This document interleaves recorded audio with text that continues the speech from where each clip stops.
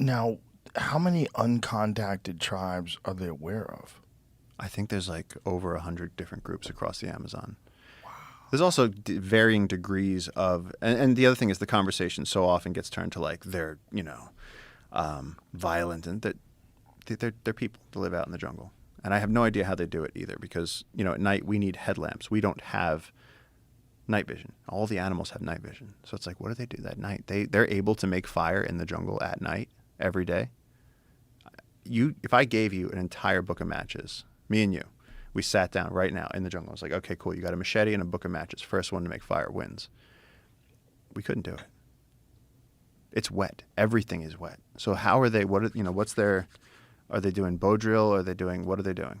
So We don't know. We don't really know. No, we don't know how they do that. We don't know how they stay infection free. We don't know what they do with their old people. We never see old people. We never really see children. And so like they move around, and we see like groups of men on beaches. We see like that picture, that aerial picture where you see like a family group out. That's in turtle season, where you have turtles laying their eggs on the beaches, and the tribes will come out because that's easy food. You just pick up turtle eggs and eat them. But there's so much that we don't know about their lifestyle. And like people get so many things wrong. Just, if you leave them alone, then they won't kill you. If then people go, oh, they're Stone Age tribes. And it's like, well, they're not Stone Age tribes because they're alive right now. And you couldn't live out in the jungle, but they can. Right. So it's like there's elements of their botanical knowledge, their medicinal knowledge, their creation myths, their view of history. I mean, they're coming at reality from a whole different perspective than we are. Wow.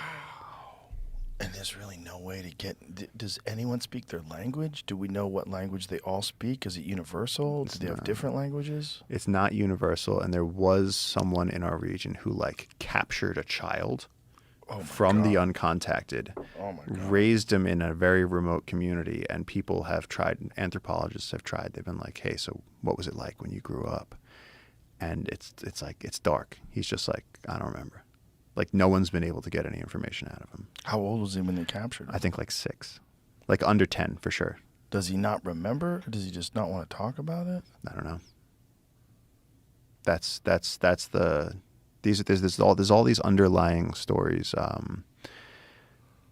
man, yeah. There's just. Then last year, some loggers went to a place they shouldn't have gone, and they got whacked. And sort of like the WhatsApp underground in Peru, like everyone was sending each other pictures because one of the cops like sent to his family a picture of what the bodies looked like on like day 6, laying on the beach with arrows in them and shit. And it was like, oh my God. It was like this. It makes you stay in bed at night. You're just like, I am not going out. Jesus.